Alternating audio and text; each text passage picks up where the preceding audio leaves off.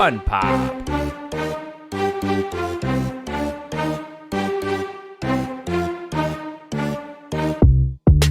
FunPop.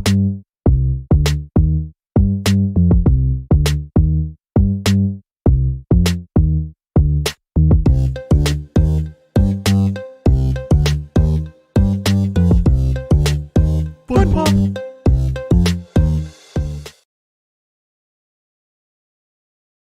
Hey everybody, what's going on? This is Mav and this is FunPop.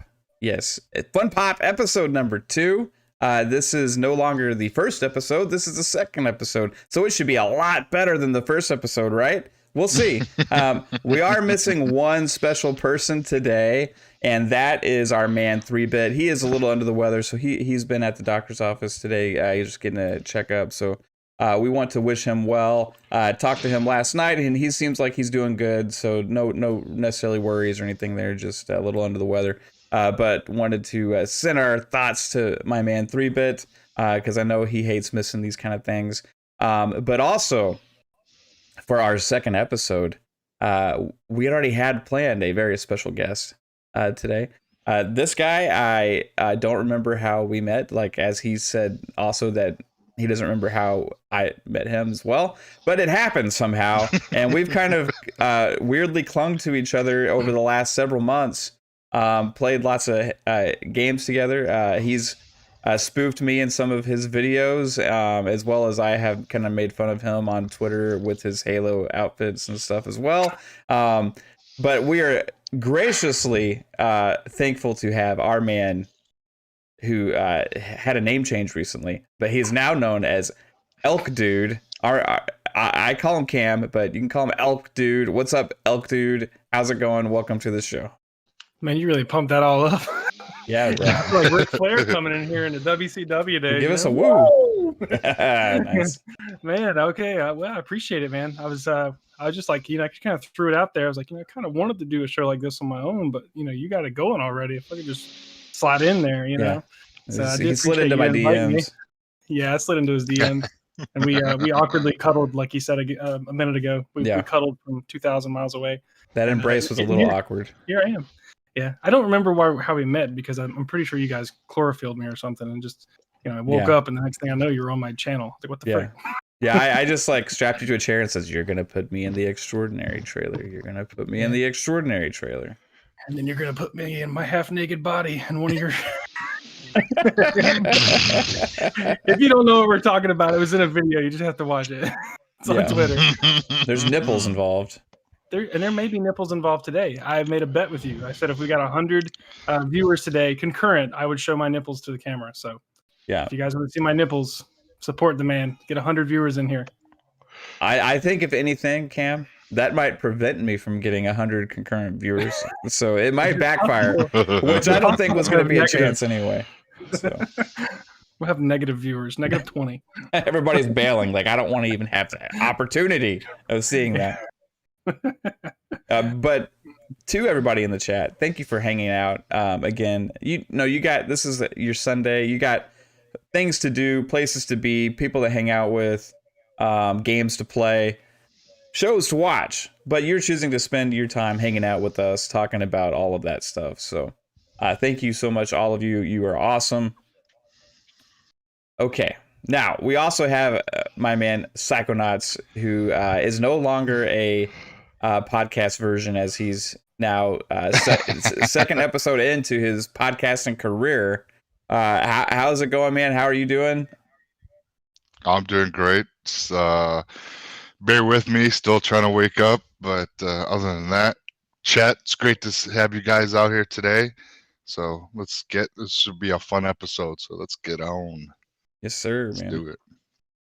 Okay, so on this episode, I wanted to dive in. When I saw this news this past week, it got my juices flowing a little bit, right? It got my blood pumping because we've alluded to this last week as well. We've seen a lot of video game movies, video game TV shows kind of get planned, get put on the back burner, get canceled. Halo had made an announcement a long time ago that they were going to be doing a Halo TV series.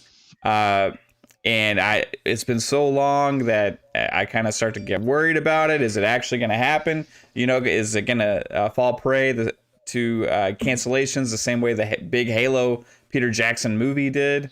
That was canceled. But we got some promising news this past week, and that is that, hey, Halo is, I mean, it's in post-production on 9 episodes, okay?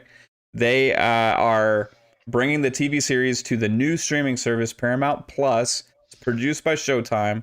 It's going to be a big deal. They've got a lot of, I mean, like I said, it's in post-production. So there's a lot of CG and maybe editing and all that kind of stuff that they got to do. But hey, they're all in on this. They made it a primary focus of their announcement. So they're serious about it, and I'm excited, and I know that a lot of these guys are too. Mainly for me, the reason I'm mostly excited is because of how all of these streaming services and these shows have been lately. I mean, it's like when you're a kid, you're like, why can't shows be better? Like, this is like what we're getting now. We're getting like these in-depth, huge stories with huge cinematics and stuff. It's no longer like knockoff little crappy sitcom things that seem super low budget and stuff, and they have to come up with all this drama to make it interesting. We get like real cinematic experiences that have consequences, right? So I want to go around and we'll just talk about Halo for a long time, and I got some stills of the some of the past Halo stuff we've got, and I'm going to put those up on the screen. But we'll start with Cam here. What has you most excited about the possibility of what we're going to see this? Well, I think like you were saying with these streaming services, I mean, the shows that we're getting, I think Disney Plus is already, I mean, Netflix before them, I should give a little credit to Netflix with their originals and stuff. But I think like stuff like Disney Plus with, The Mandalorian, WandaVision, we've seen that they can be high quality, movie quality television shows. I guess that's what we still call them, as television shows. Yeah. They can still be high quality cinematics, have a great story, not doing the old tropes of the old TV shows. Like I used to hate it when Walking Dead would, separate the crew or whatever. And, it's like they did that every couple of episodes. It was like, everybody's together again. We're all happy. And they separate them. And it was just to lengthen it out, stretch it out, give you more drama, give you more screen time for the show, really. But with what we've seen with Mandalorian and we've seen with WandaVision is that you can have good storytelling without those tropes, without those aggravating things that they do. And they make really, really good shows. They tie into the bigger picture.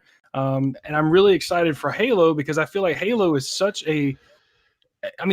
such a franchise that needed this. It needed a great television show or a good movie that it would have been so easy to adapt if you just had the right person doing it to literally make it just follow the script, follow the books, follow the games, and make it like they should, not, trying to do these extra things. Like, I mean, I know you guys talked about Mortal Kombat last week. You talk about how this new character, Young Cole, nobody really knows who he is. That's something that annoys me really bad with stuff like that when they make game adaptions and stuff like that. They always add stuff that it wasn't in the game or wasn't in the books. But yeah, so I don't know, man. This has me excited because we've seen that this can be done right. It can be done right. You can do it good, and it can grow into something much, much bigger. So I'm really excited to see what's coming with Halo and Paramount Plus. I don't know if I'll bring that up later. I don't want to get into something we're not that's off topic just yet, but I'll hold off on that. And this is a conversational, man. So that's one of the things about this show is we can go in a lot of different directions. So if you got something, get it off your chest because we may forget it. Yeah, I was just thinking about this. Like these streaming services, I'm one of those people that still pays for DirecTV. So I've got it right now, and I'm sitting here thinking to myself, like, why would I keep DirecTV when I can get Paramount Plus, Disney Plus, Hulu, and have everything I want? Or Discovery Plus. We've got that too now, and it's cheaper than cable, cheaper than DirecTV, and you're getting shows up to this quality of The Mandalorian, the WandaVisions, and you got a Halo coming. And little thing that I think a lot of people may have forgot about, A Quiet Place 2 is coming to Paramount Plus. And I love that movie. I love the first one. I could wait to see the second one. So like, I don't know, these quality shows that are in these streaming services, man, I think they're going to replace DirecTV. I think they're going to replace all that. And I'm really happy about it, man. It's better for the consumer. I mean, and the quality of the shows is so much better than this cheap stuff we're getting on CBS and stuff like that. So yeah, it seems like they've been able to do what they've always wanted to do because they have full control over their own platform without having to have all of these like restrictions on things, and they can kind of control a lot more of what they want to do. Yeah. Psychonauts, what's like your Halo dream for this show? Man, I mean, just really going into like John's past and like going on how everyone really met up with, you know, like Cortana. Like there's so much that, you know, that they can go into with the show.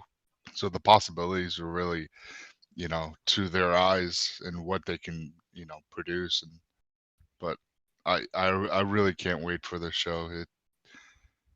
It just seems like it's something that we've all been yearning for a very long time. Yeah. Pretty much from, you know, Halo 2, we've been addicted to Halo since then. And, you know, I'm excited, and definitely, you know, people were kind of dissing on how, you know, it was going to be Showtime and then it was going to go to that now it's going to Paramount Plus, which I don't see an issue with it, you know. There's a lot of big stuff coming to Paramount Plus. If they're trying to promote a new platform, then you want to have some big guns, and this is, I think, going to be their like Disney Plus, their you know, their Netflix, their thing, as opposed to like what people have always isolated like Showtime as like a almost not as good as HBO, right? So I think just losing that Showtime name might help grow the subscriber base even more, right? Yeah, I mean, it's you know, they sorry. They had a show called Your Honor that has brought in, I think it said 8 million viewers just for that show. And because of that popularity, they're like, okay, we can move this over to Paramount. Let's grow Paramount up with Halo and the other shows and other movies that they're going to bring onto it. So it could be, you know, up there in the tier class with Disney Plus and Netflix. Yeah. So it's great. And, you know, I can't wait when this comes out, because what I said, Q1 of 2022. So, you know, it's not that much, and it's less than a year away. So it's going to be exciting. Yeah. Yeah. I mean, I don't know if I can butt in for a minute, but yeah, go for it. Yeah, go ahead. Like you're saying, like with this, I was thinking about this today, but I forgot to say it. But with this show coming out in 2022, we got Halo Infinite coming out in less than 8 months, maybe, you know, hopefully, fingers crossed, you know. And we just seen those new screenshots for Halo Infinite. It looks gorgeous. It looks amazing. It looks like what I think what a lot of us have wanted Halo to be. We're just going to be like in the middle of this just Halo party full round. Like we've got we could have an awesome Halo show going on, have an awesome Halo Infinite with great multiplayer and running support through over the years. I mean, it's just going to be a great time to be a Halo or an Xbox fan in general. So, I mean, I'm really excited about all of this, man. I think it's like, I don't know. It's, I'm trying to say something that doesn't sound dirty. Anyways, I'm just going to stop there. Right on. No, you're right. You know, it's with Halo coming out and the show that's going to be right near, you know, alongside each other. Yeah, it's the hype of the game with this coming out. I think it's going to drive it, and we're going to see some really good. Well, they should see some good numbers of viewers, and should really then put, you know, they'll make it even better because they see the support by all the fans that, okay, these guys, everyone wants this, so let's do it right and let's give them what they have always wanted. And yeah, I'm getting goosebumps as we speak. Yeah, I mean, I got some screenshots of like some of the past Halo stuff we've got, like, and the best stuff we've got from Halo so far that's been on the screen is the animated stuff, right? Oh yeah, because they've been able to kind of go out there and go deeper into some of these things, and I think that's the kind of thing we're gonna get, you know, with the show, based on the casting as well. Like they went full in with the main characters, right? right. The characters that people love, the characters that people want to see the stories about. This is not a side story. This is not something where it's like, hey, we're gonna go and just kind of like allude to Chief every once in a while, right? The first announcement they made for the casting was Master Chief, right? Right. So this is going to follow the games and maybe side stories with them and fill in the gaps, maybe things we haven't seen before. But I think it's going to go deep into the childhood, into the things we've seen from the past, because they did also cast a young John. They casted a teen John as well. Oh, okay. And I got coming up on the screen, you'll see there's Master Chief, Pablo Schreiber, and then you got Jen Taylor. They had recast and made her Cortana. That was originally not the plan. You got Captain Keyes. You got Miranda Keyes. You got Dr. Halsey, who looks a lot like Jen Taylor. It's not, which like they did that on purpose. And you got Teen John. And you got Young John. I mean, they're going all in, it seems like, on some of the dark history here with the young actors as well.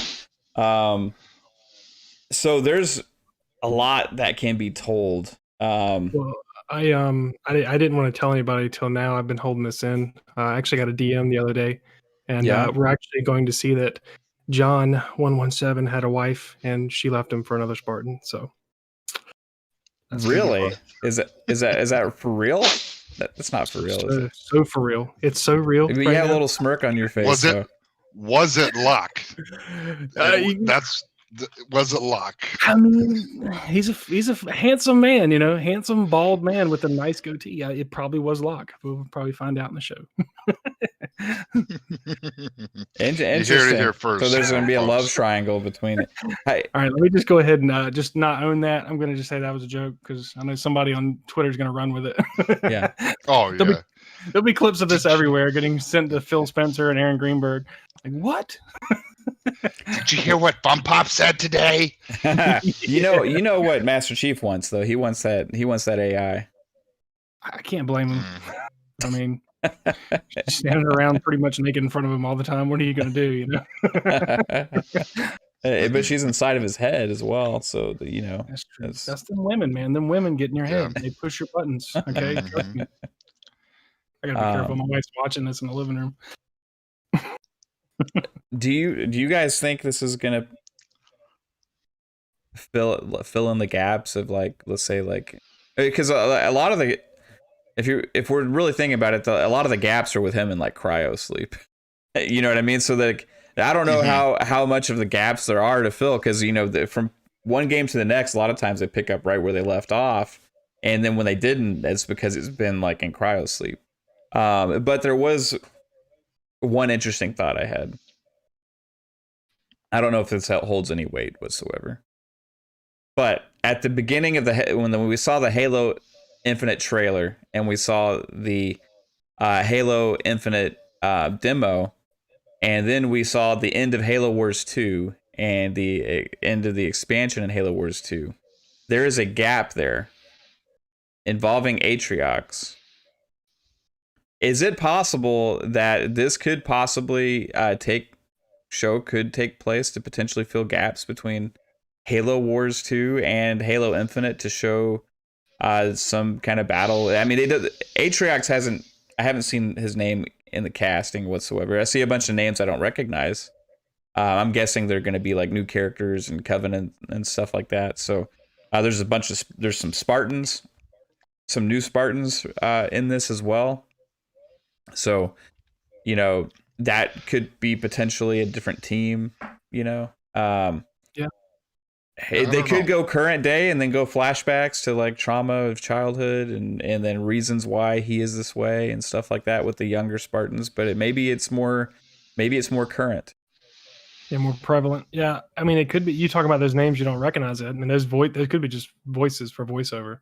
The voice actors. Well, and they could be names that I'm just don't recognize because I don't go as deep into the lore as some other people, or I just am really super forgetful. But there's like, let's see. Master Chief on blue team? No. No, there's let's see, there's like Quan Ah. Is that somebody that anybody else is familiar with? Quan Ah. No. Yeah, that's new. That doesn't ring a bell. Yeah, Vanek 134, that's a Spartan tag, right? So I should probably know that one. Riz 028, Soren 066. I like these are low numbers as well on those Spartan tags, so I would imagine that's part of like the original teams or something. Yeah. Anybody have any insight into that? I don't. He was the what? Wasn't he? Was he first generation, John?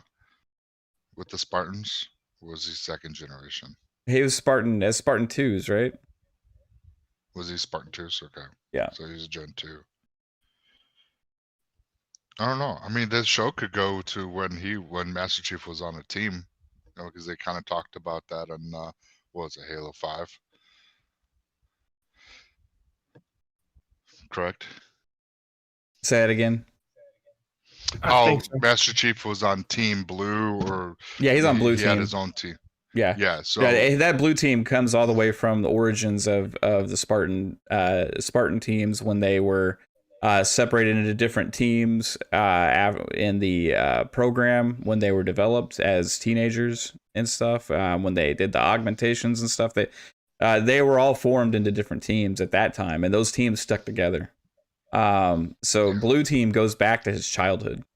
So those members that you see with Blue Team, they have deep roots, deep history, but I don't see any reference to Blue Team in the credits here.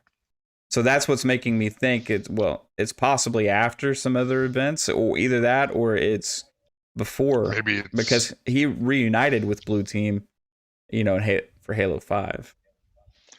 Maybe this takes place just after that, possibly the separation of why he left, and maybe they could talk. They're gonna deep dive into that and then kind of bring up through this history of the games that we know of. At least I haven't read any of the books, so I'm not too deep in the lore. Yeah, but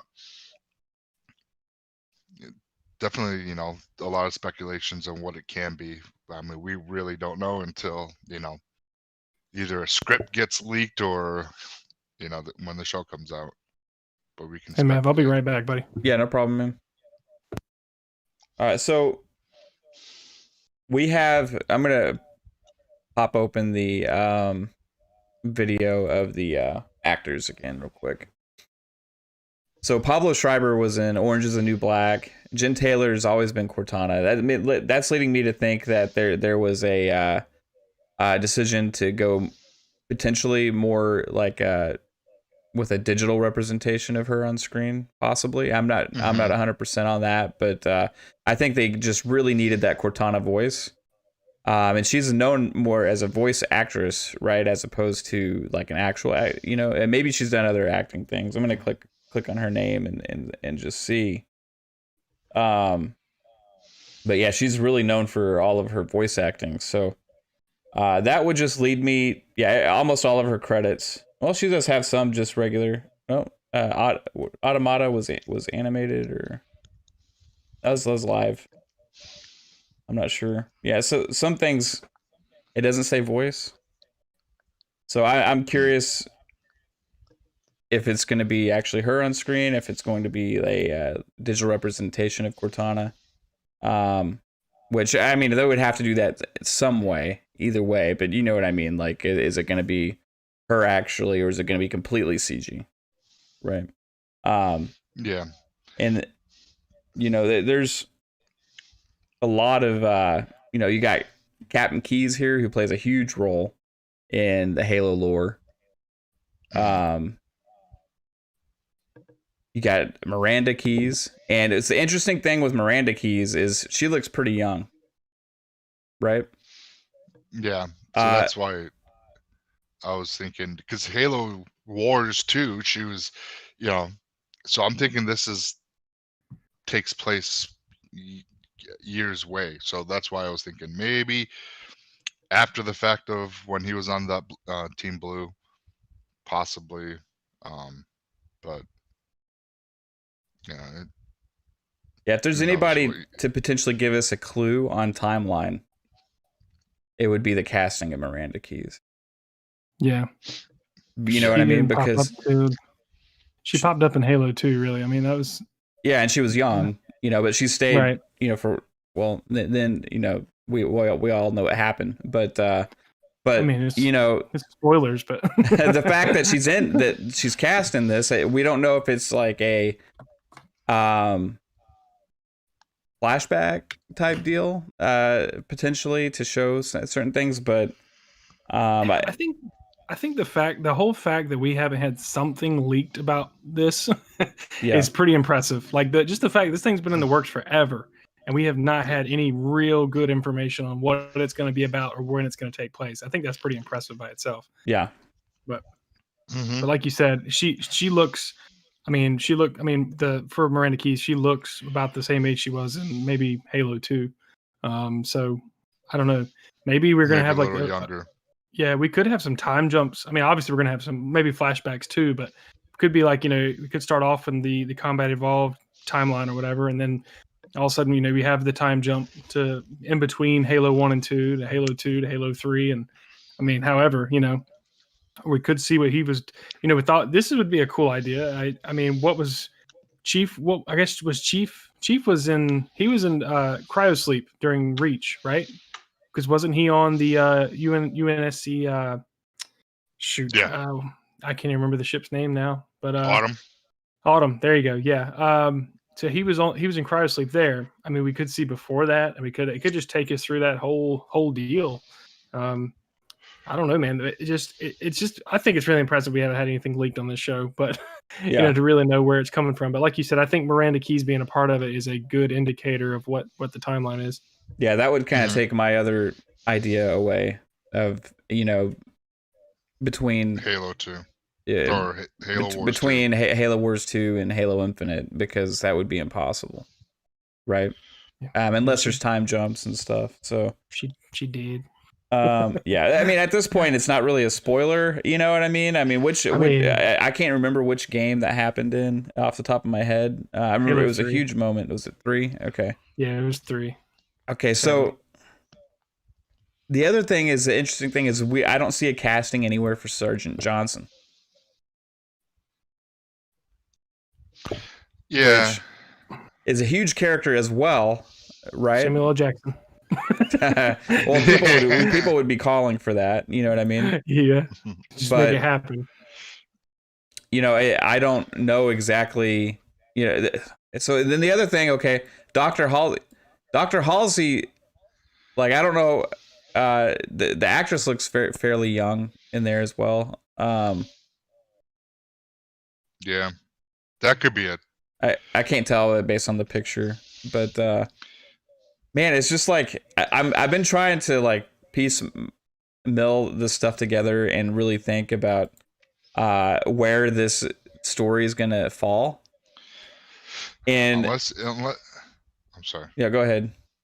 No, I was just saying that unless it really is just a prelude to Combat Evolved, and it's, you know, we're gonna get what happened during all that in a TV series, because they really didn't, you know, really talk about it too. I mean, at least in the video games, really get into it as much.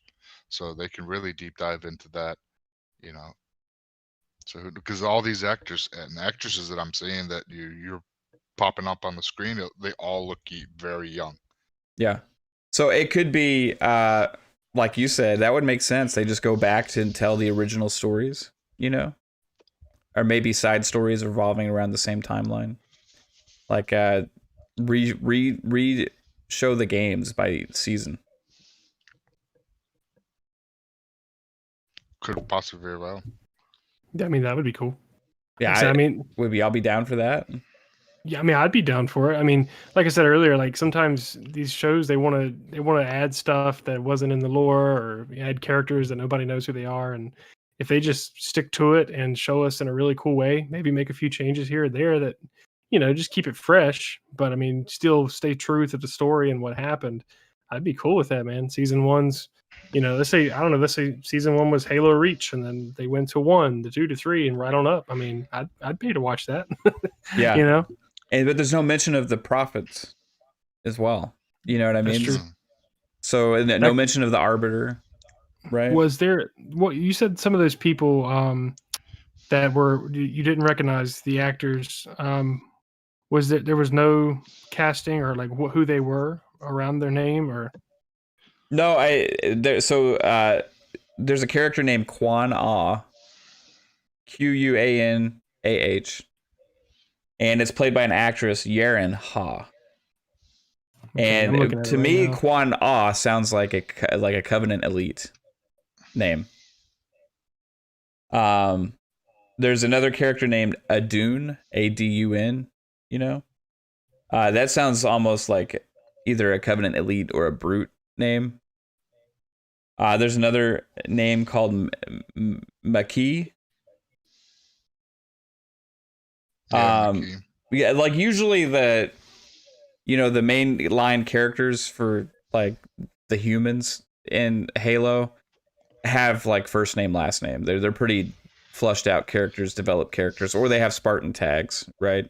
If we don't know much about their history, we know them as that Spartan name. So when I'm looking at these names on IMDb of the different actors and actresses, I'm seeing a lot of what looks like either Spartan tags or potential Covenant elite or brutes. There's another actress that plays a character named Pinma. An actress that plays a character named Tessic. An actress that plays a character named Uric or Jurek. Eso. Major Halal. Hala. Yeah, so that sounds to me that could either be a alien. I mean, it could be. Yeah. I don't know. That's probably UNSC. That sounds like probably an asshole Oni person.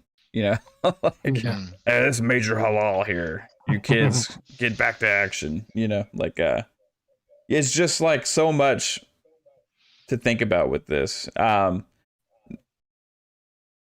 a lot of the characters that have those actresses and actors that have those names look again like they haven't really done much else, right? So that would kind of lead me to think that maybe they are going to be portrayed as Covenant characters and stuff like that, right?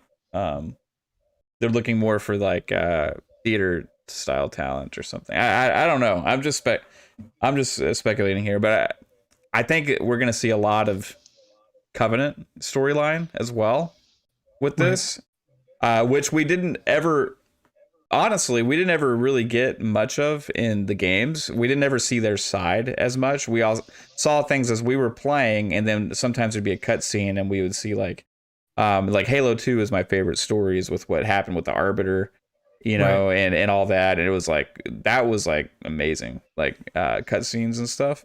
So we saw that. So that was Halo 2 for me was what we saw the most of from the Covenant side. I think this could go deeper in that direction as well and play a much bigger role than we're all thinking, with some storylines there to flush a lot of those characters out. Yeah, you guys got any thoughts on that?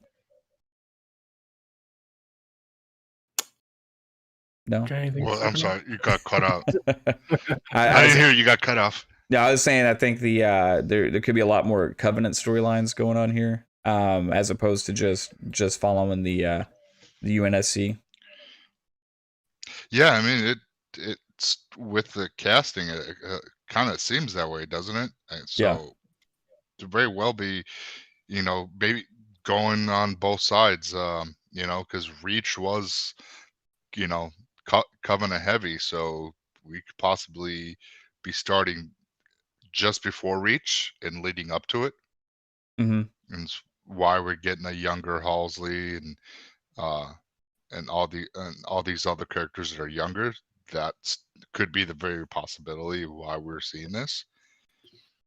And yeah, I didn't realize Steven Spielberg is the producer. Yeah, he's been trying to get this done for a long time, actually. Steven Spielberg. I think it's for I don't know, probably 5, 6 years ago. I think he was trying to get involved with it. I mean, 2015. Yeah, it was. So that's a lot longer than I thought it was.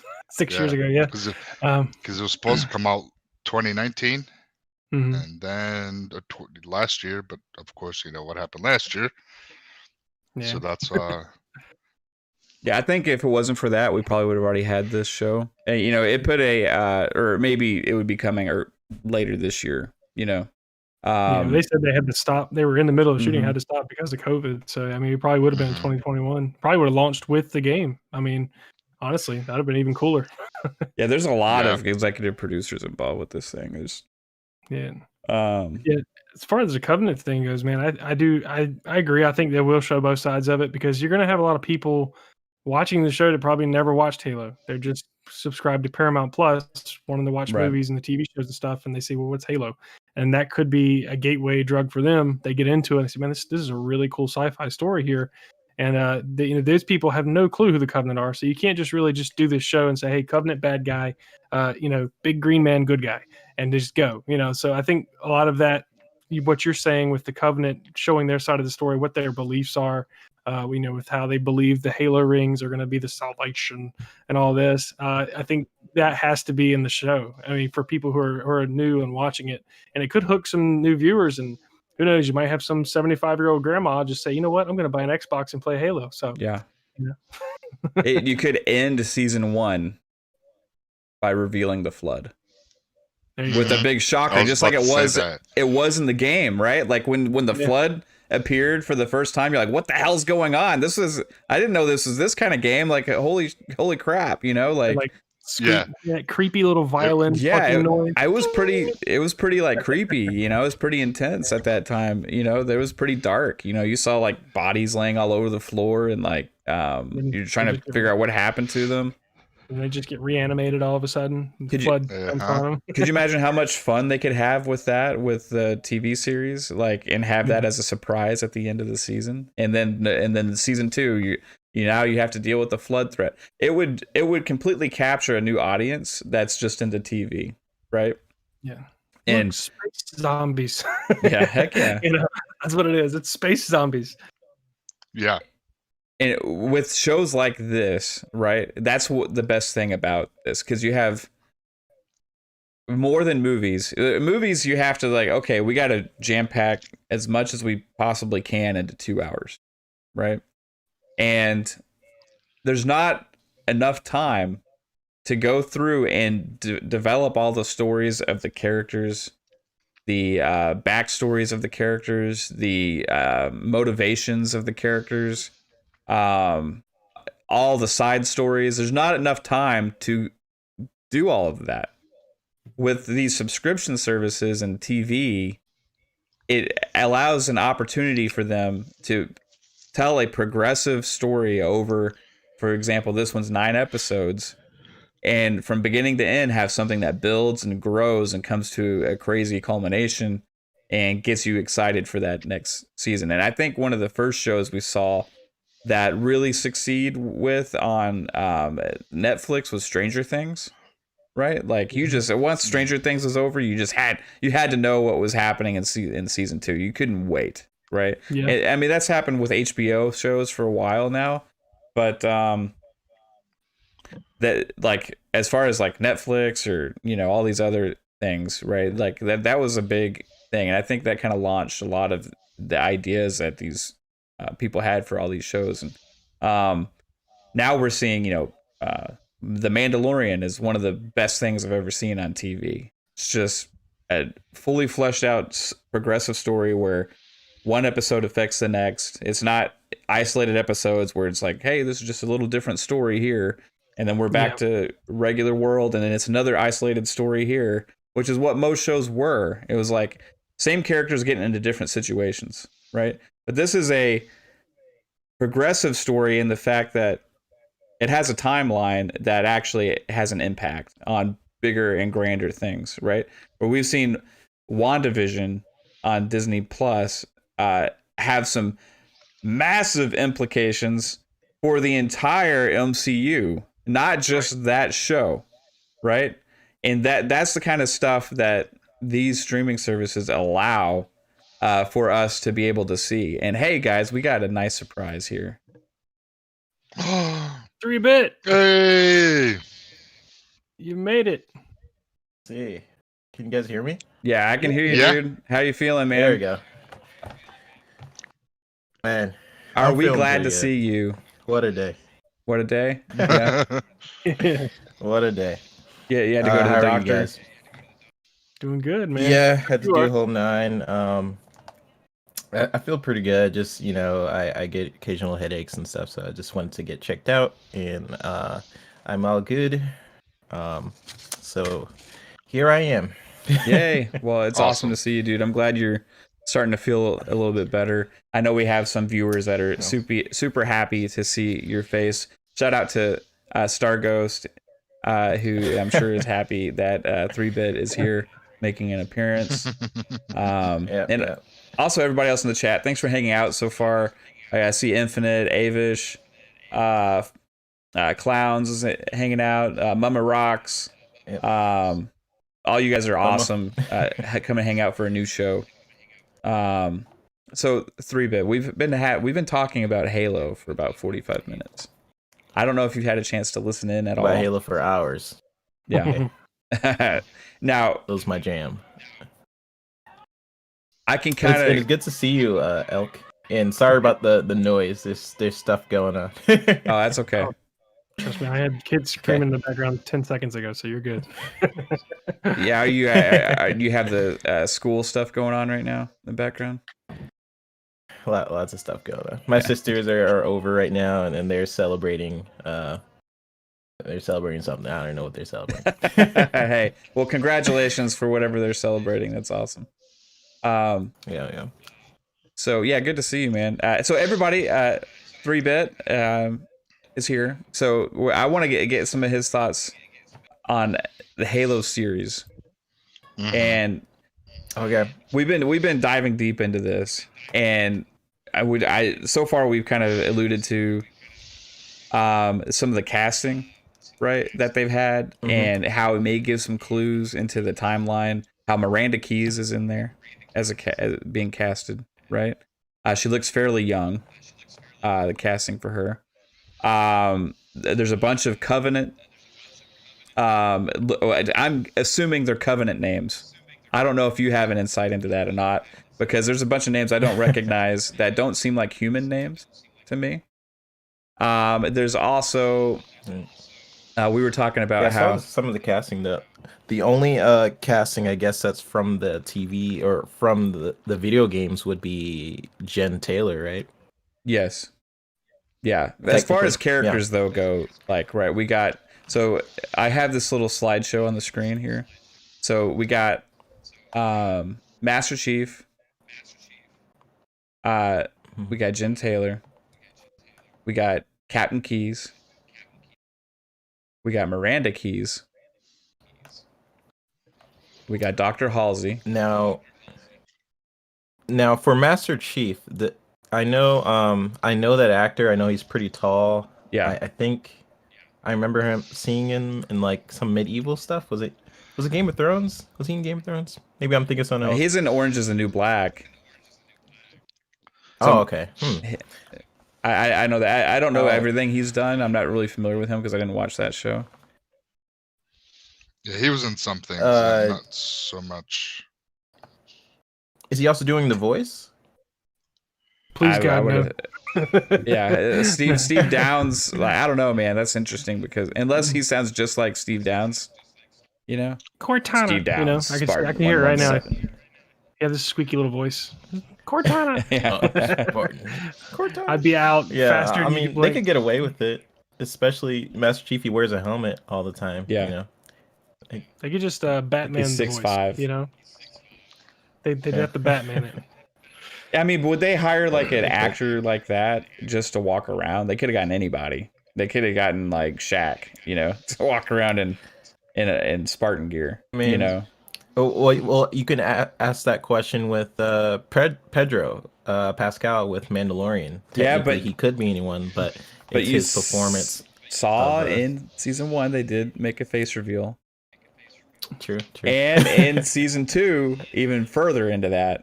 Right, so no, sorry spoilers, but you know, it seems like the helmet's going to be less of a necessity going forward in that show.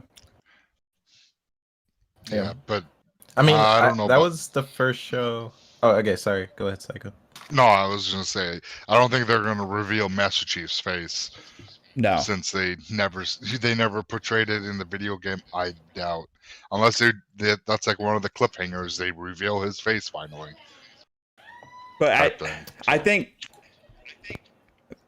he does in the Mandalorian. Pedro Pascal, right? He does an incredible job portraying him in Mask. Like just the attitude, the voice, everything comes together to make an amazing character. And I don't know if you put another person in that costume, if it would come across the same way, right?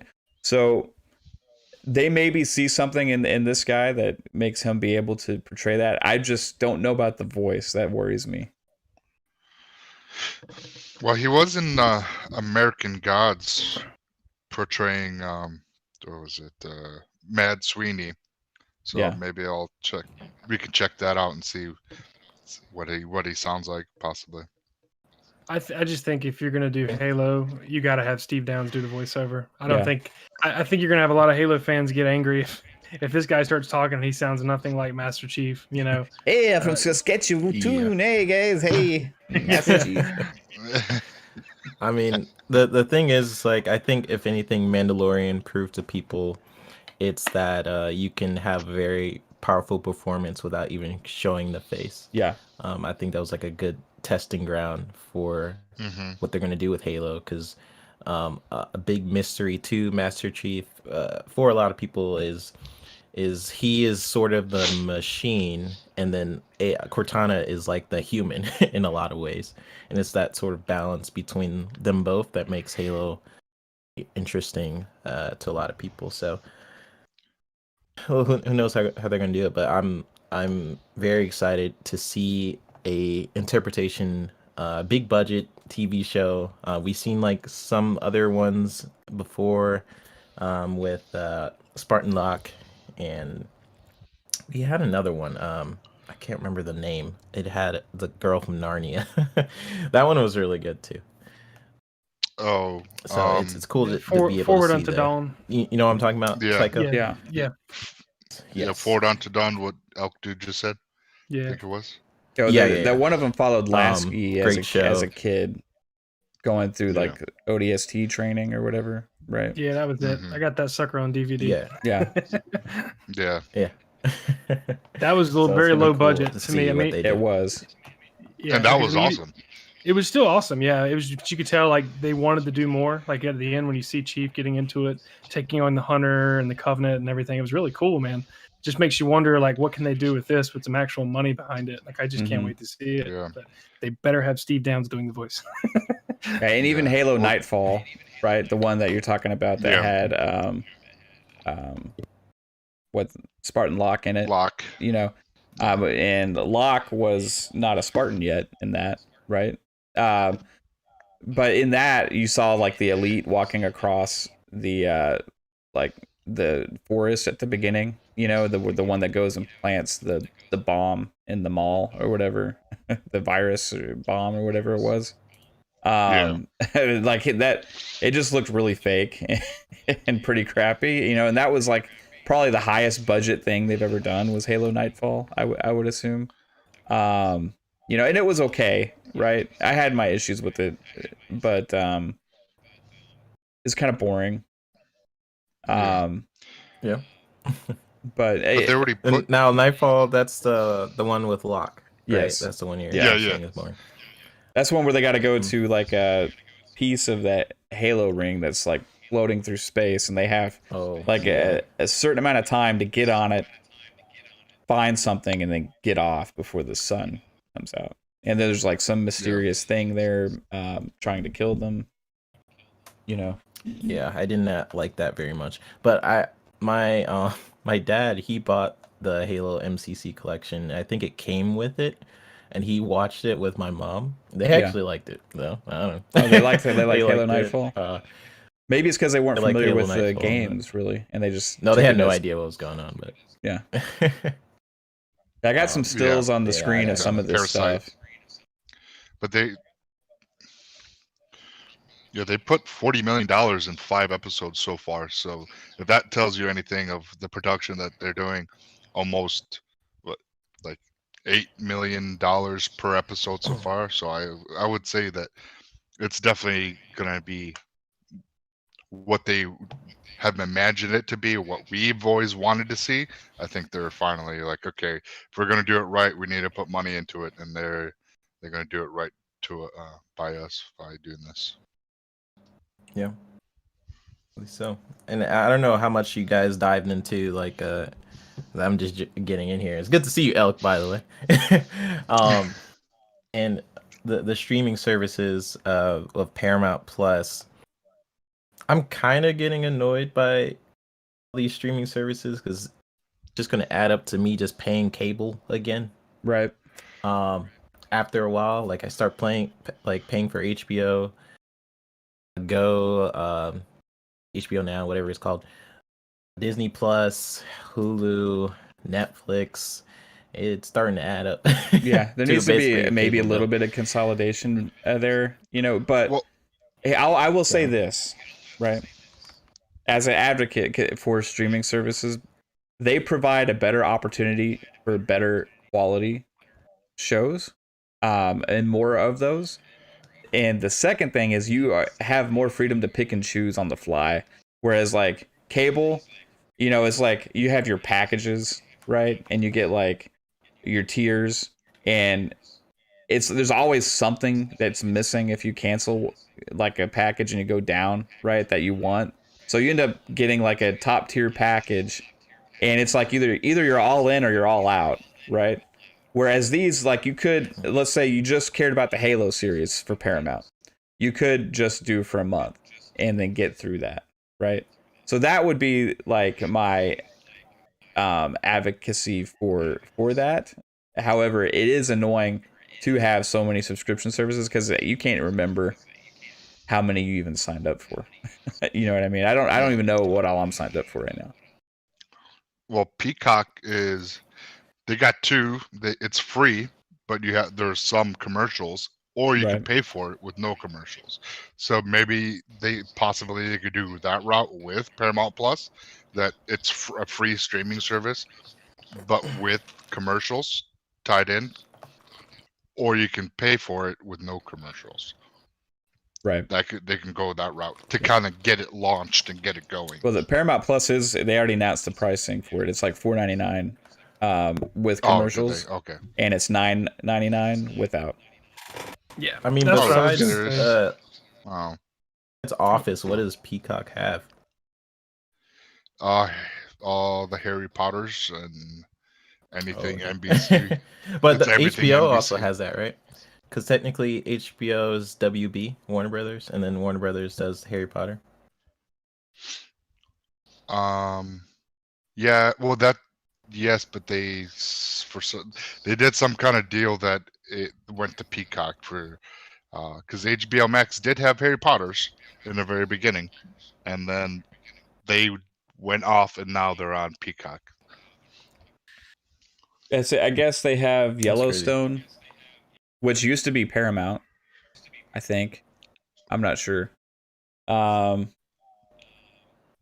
Peacock has. That's what I mean with Saved like by all the these Bell, streaming services. The like, Office. Like three is fine. Like 3 major ones, right? Disney Plus, Netflix, Hulu is like my main ones right now. I paid for HBO Max because of Wonder Woman. When that first thing, I just forgot to cancel it. But I didn't cancel it because I started diving into what's actually on there. I'm like, oh wow, there's actually a lot of cool stuff on here. Yeah. Like like the Batman animated series stuff. I love that stuff. Yeah. What else does it Yeah, have? but all It just has like a bunch of original content on there I really like. HBO Max is like insane. Like it's one of the best ones right now. Like Disney Plus, HBO Max, Netflix, and also, hey, Amazon Prime is not to be outdone by these, in my opinion, because you get it as part of the subscription to your Amazon Prime membership anyway, right? So if you sign up for that, which a lot of people do just for the shipping benefits and all that kind of stuff, I mean, you also get Twitch benefits from there as well. You also get Amazon Prime, which has shows like Jack Ryan. The other show that you were telling me about, Psychonauts, that's kind of like the expansion, the Expanse, or the Expense. Something. Yeah, Expense. There's a lot of great shows actually on Amazon Prime as well. So that's another one, but it has a completely different model than all the others, right? And there's Hulu. There are so many.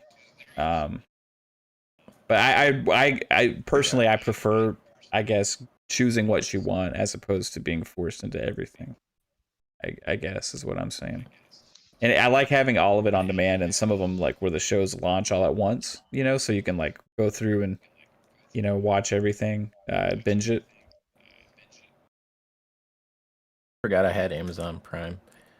Dude, watch some of those Amazon Prime shows, man. Well, I watched The Boys, and that was incredible. Yeah, The Boys. that is crazy. Expanse is Amazon Prime? Yeah, it's good. I like it. It's really good. It's like Mass Effect-esque in like how it's like the feel of it, and that's what kind of got me excited. It drove me in, and it's a great story that they're telling, and it just brings you in. So they're on season 5 right now, and I think they're almost done. They do it weekly episodes, so it's kind of like WandaVision. I mean, WandaVision, that was really good. I don't know what you guys talked about. Remember, I'm just jumping. We had just started maybe getting into WandaVision when you popped in as a surprise. Have you been watching WandaVision, Cam? I have. I've been watching it every week, and that's the part that I hate about it is waiting every week. So okay, so attention audience. There is going to be some spoilers here. So whether you're watching this on audio playback, whether you're watching it live now, I'm sorry if we lose viewers, but we got to get into this because holy crap. Like what I alluded to a little while ago, WandaVision, it has me so excited about the future of the MCU on streaming service because they're not afraid to make massive impact changes to the MCU through the streaming service and through the TV. And Kevin Feige, I think, even alluded to this before when he talked about what their approach with these shows is that they will be part of the MCU. They will not be an isolated experience. What happens on those shows is going to affect the movies and vice versa. And what we got with WandaVision in the last 2 episodes, but especially this last episode, was mind-blowing to me because, hey, you could say we've gotten in the last 2 weeks 2 brand new characters that have huge implications for the future and possibly the past of MCU with revealing stuff about the Scarlet Witch, which she finally got named by the villain. The first time we've heard the words Scarlet Witch, and also Vision is no longer Vision, but now what I guess we could call White Vision, which was also in some of the comics and everything as well. So is he? How long is he going to be around? Is there any hope for Vision in the future? Like, holy crap, guys! What do you think about what happened? Somebody say something about this. I don't care who is. Just I want. Well, you go ahead. But our guest, Elk. Okay. Well, yeah. Yeah. Well, yeah. This whole, like you were saying, man, WandaVision. I've been watching it every week. Those first 2 episodes were rough. That was hard to get through. But ever since then, like it's like they started giving us little pieces, and now we're getting the whole meal. Things are really breaking loose. Not only the stuff that has happened in the show, but like you said, is affecting the movies. I don't know, did you guys see the poster that was shown for Spider-Man: No Way Home? I haven't seen that yet. Did you see it where it has like the red hex around the whole planet? Basically, it looks like, and like it shows Spider-Man. Yeah, Spider-Man's like holding his mask and looking at the planet, and it's like some kind of sword base, and you just see this red hex like glow around the whole planet. Which, I mean, we already know that Doctor Strange is going to be the multiverse of madness or whatever, so there's going to be a multiverse thing going on here. But like you said, WandaVision is directly affecting Spider-Man. It's directly affecting Doctor Strange, and the whole spectral vision thing, which I think is what he's actually called, spectral vision, that they showed at the end. It's kind of my dad was really big in the comics and stuff, and he knows about all of this stuff. Like he can tell me usually when I ask him. And but I just talked with him, and he was like, spectral vision wasn't exactly bad, but he wasn't really good either.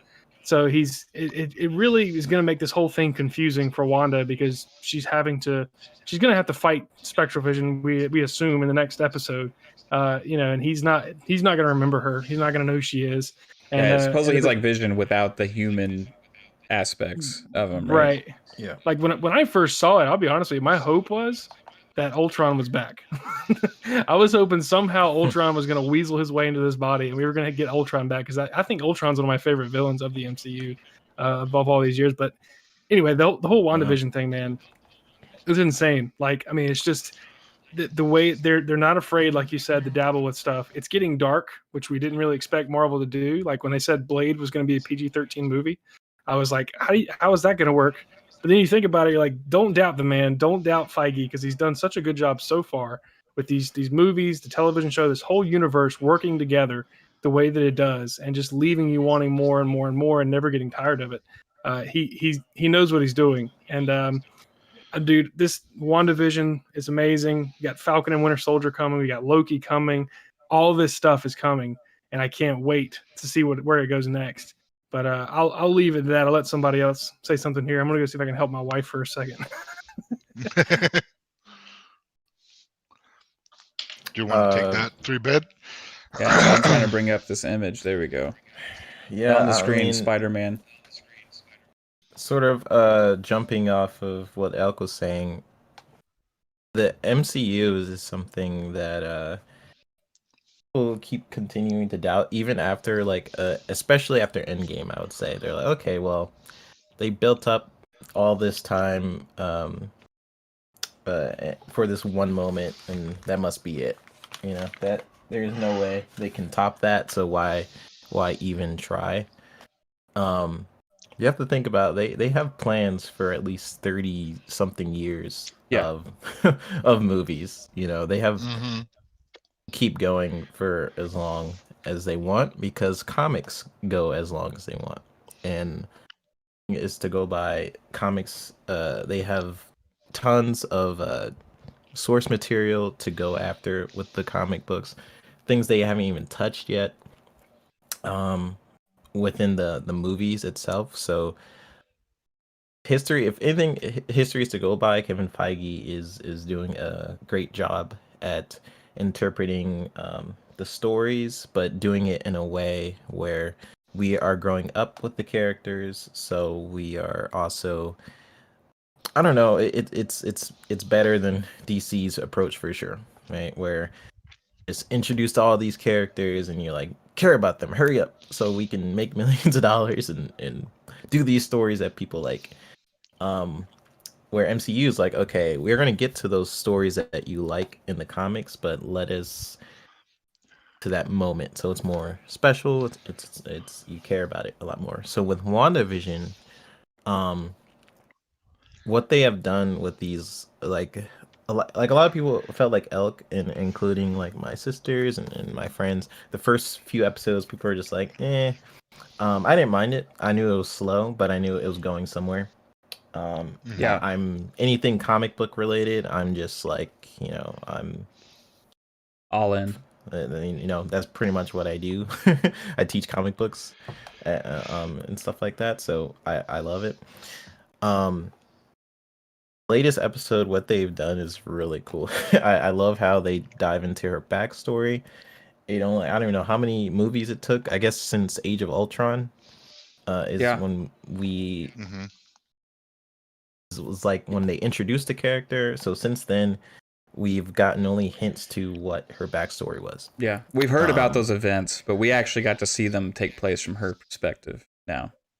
Right? Yes, and there's a couple of Marvel characters that are like that, because you think about it, there's just hundreds of Marvel characters. Yeah, they don't always have time to dive in all of their backstories, and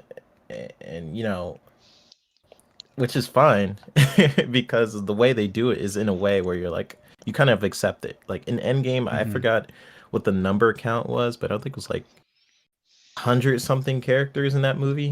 150, 125, something like that. Like 125, yeah, it was up there. And they managed to tell a coherent story with that many characters. Incredible. But WandaVision is doing a fantastic job of like creating sort of mystery still about what's going on. This is the first time we are seeing witches, I guess, and more about the magic side of the MCU. So it's still introducing things even after 15 plus years of the MCU. They're still finding out more about the universe. So I think that's why I'm really liking WandaVision, is sort of proving to people like, hey, yes, Endgame was like beginning to end story, but there's still a lot of stories to tell, and there's still a lot of things you guys don't know. So that's pretty much my overview. Do you guys think that? What do you think, Psycho? I wanted to ask, like, you guys. I mean, phase one was really like this, just action movies from like you were saying, from the beginning all the way to Endgame, or not phase one, but phase 1, 2, and 3.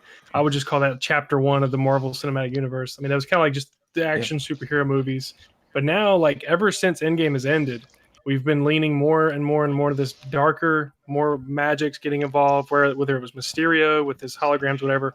Then we kind of leaned into even more with, WandaVision, the magic, the witches, like you were saying. They're getting to this darker side of the MCU. We got Blade on the way, with vampires and stuff coming on. Like, this thing's going to take a whole new form over the next few years, man. Like, it's really cool what's being set up. And I don't know, man. I really like the direction they're going. Like, this is really freaking cool to me. I'm hoping still, like, about this episode, WandaVision or whatever, I still hoping somehow we get Vision back permanently. And he's too good of a character, Yeah, he's so likable, and then Wanda and him together are very likable. And so it's like, I'm hoping somehow maybe this spectral vision, maybe the vision that she's created can take over or something. I don't know. But I think there's one other thing we need to talk about too. I don't know if you guys mentioned it while I was out for a second, but the introduction of Photon, basically, with Monica Rambeau, like the way she was brought in. We know for a fact we're going to see her more probably in Captain Marvel 2. Because there's something there with her and Captain Marvel that wasn't really, is like she has this indifference to her or something, maybe because she wasn't around because her mom died or whatever. But you hear those voices when she's walking through the hex again, and her mom saying whatever, and her mom, and then Captain Marvel says, when your mom was picking out kids, they gave her the toughest one. And like that whole thing, like the way they set her up in this show was the way it needs to be done from now on. Like, they brought her in, they made her likable. She's a really likable actor. And then she comes in, and then, they slowly introduce her. And then all of a sudden, bam, she's just easing this character in. and to set her up for movies ahead. So, like you're saying, there's WandaVision has affected the MCU on multiple levels, and I can't wait to see where else it goes, man. Like I'm hooked. It's hard to like. I see these people on Twitter talk about cancel Disney Plus. I'm like, I can't do it. I'm sorry, I can't do it. You know? I mean, I've tried to cancel it, and like I canceled it initially when Mandalorian season 1 finished. I'm like, okay, well, I'm good. Same. And then Mandalorian season 2 came out. I'm like, okay, well, I got to bring it back, obviously. And so I watched it, and I was like, okay, that was a great season. Time to cancel it. And then what happens? WandaVision comes. Yeah, well, they got you now because now once WandaVision's now over, they got me. You're getting Falcon and Winter Soldier, then you're getting Loki right after that. They're just not going to stop. They're just going to keep rolling it to you. So, hey, dude, that has me so excited for what's to come with all this stuff. Yeah, it's crazy. They definitely set up with the TV series to introduce new characters instead of doing it on the big screen. You know, so now they can, instead of doing like a backstory within like an Avengers and all that, they could do something through the TV series, and then the movies they can focus on that story plot and try to, you know, talk about that character here and there, and then, you know, and build it up that way. So how they're doing it now, it's definitely, it's smart and very exciting. In that WandaVision episode, it everything made sense. Why we got the, you know,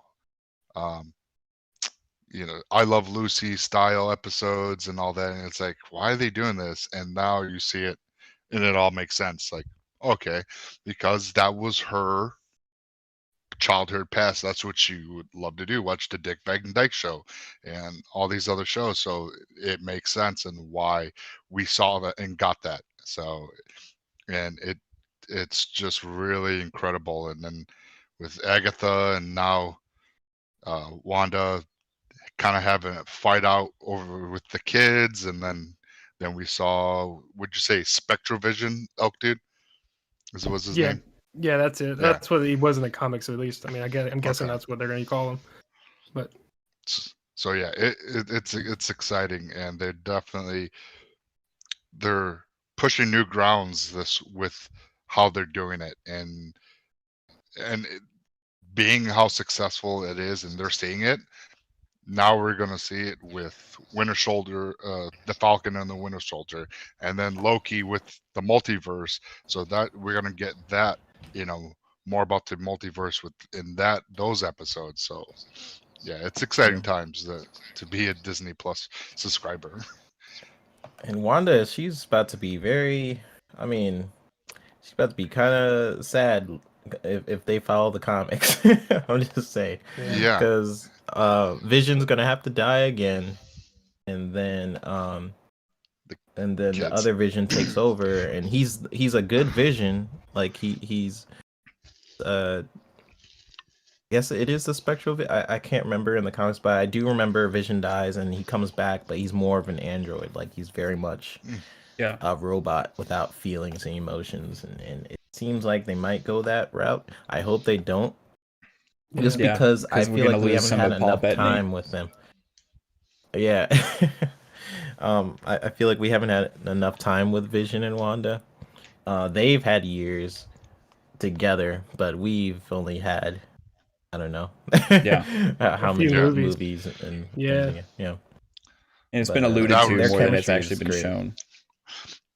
I thought that one of the best things was seeing him like on the bed talk about her like loss when he's trying to understand it, you know, and he's like, what is grief with that, not love persevering or something like that. And it was like this great you can see what made that line, that whole line, I forget exactly, but it was just like wow, that was pretty like deep right there. And good writing also.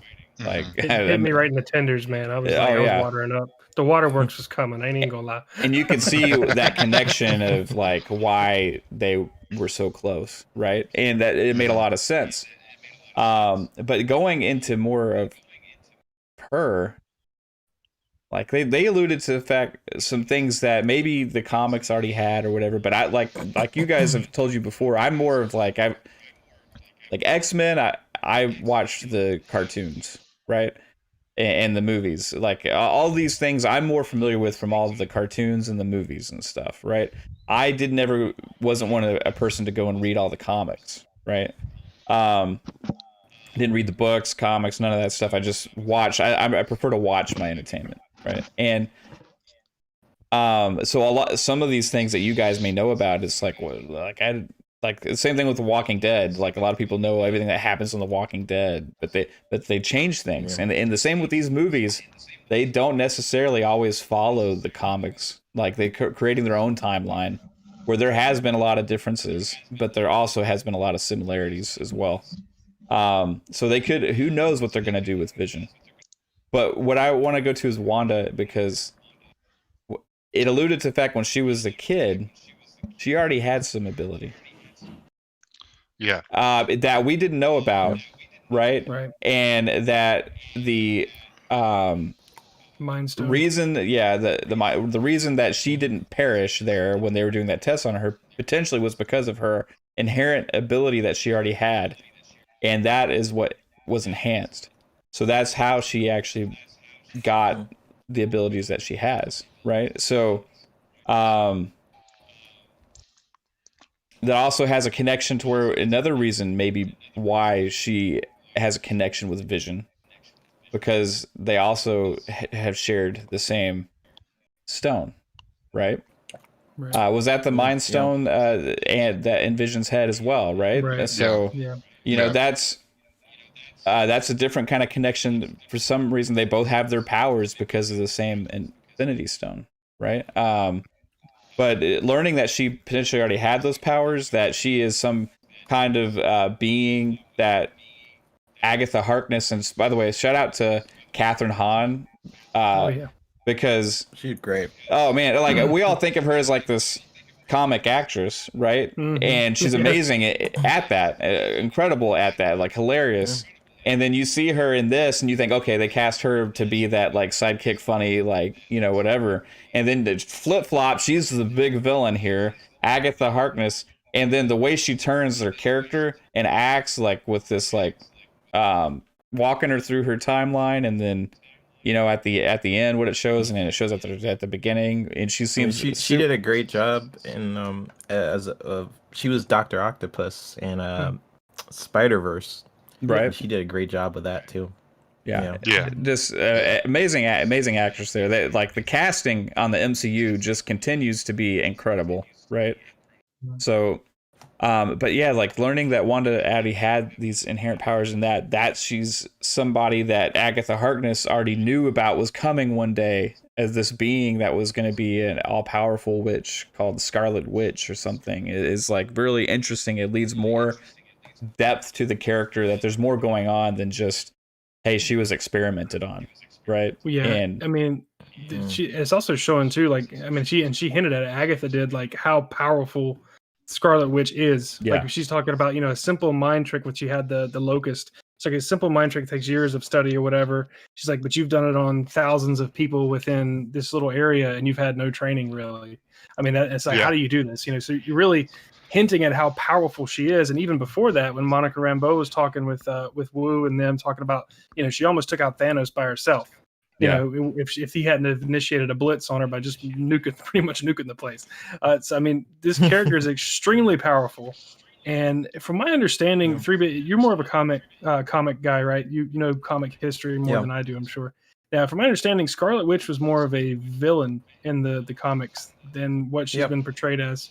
So if that's the way they're heading, so like I'm thinking maybe in Multiverse of Madness, whatever, Doctor Strange, she may be the villain. Like she may, if like you said, if Vision dies again, if something happens to her kids or whatever, she really loses it. I mean, she's already shown herself to be a little mentally unstable at the moment, you know. So she's really struggling with all this pain and grief. Like, what if she is the villain in Doctor Strange? I mean, that'd be kind of hard for all of us to watch it because we like her so much. But if they're following the comics, I mean, that she could be a very powerful villain, and possibly even an Avengers level threat. I mean, if she can just mind control people like this, you know what I'm saying?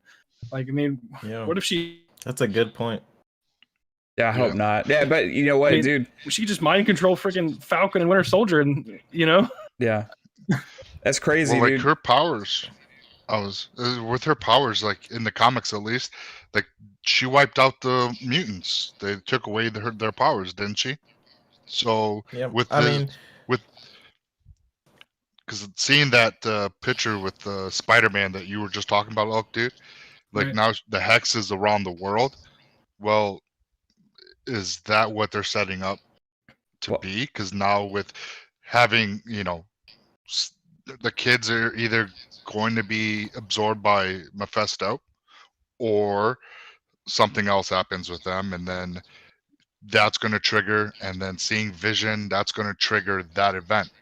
And who's going to stop her if that's if that's what they're going to go, if she becomes per se the villain? well, I remember at the end of the last Spider-Man movie as well, they portrayed Spider-Man to be the villain on that broadcast, but that footage, right? That Mysterio had shown the world, and told everybody who he was too. Right, tell everybody who he was too. And then in this image I have on the screen now, you see he's Peter Parker is actually standing in his Spider-Man costume without his mask on the sword logo, which that's the agency and everything that's involved with trying to take down the Hex right now, trying to stop Wanda, and has created this version of Vision, right?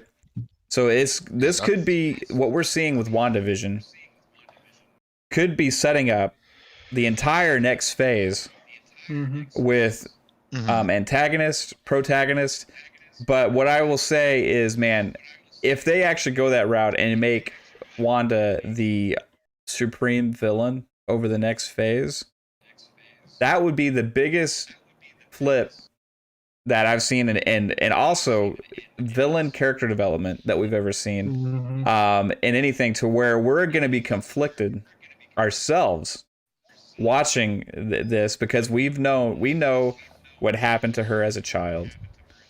We've seen it. We've cared about it because we liked her. Like we've seen how she got her powers.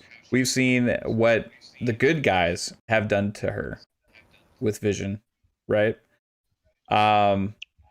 Throughout her whole life, she's been manipulated by bad, but also been abused by the good, right? Her family was killed in an accident from Stark Industries. Yeah, Stark Industries, right? So like there's a lot to build on for us to have that sympathy for a villain. And if that was the plan all along for this character to actually turn that way,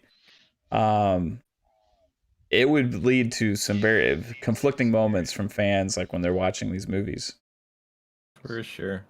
And if you guys look at like the Marvel Wiki, like the threat level for a lot of these superheroes, she's like up there. There's like Omega. Yeah. She's basically like up there. The only characters that's really up there are like Thanos and Richard Reed's son. He's like pretty much a god, and and like Galactus and stuff worship him. I can't wait for them. That's Mr. Fantastic, right? To that point.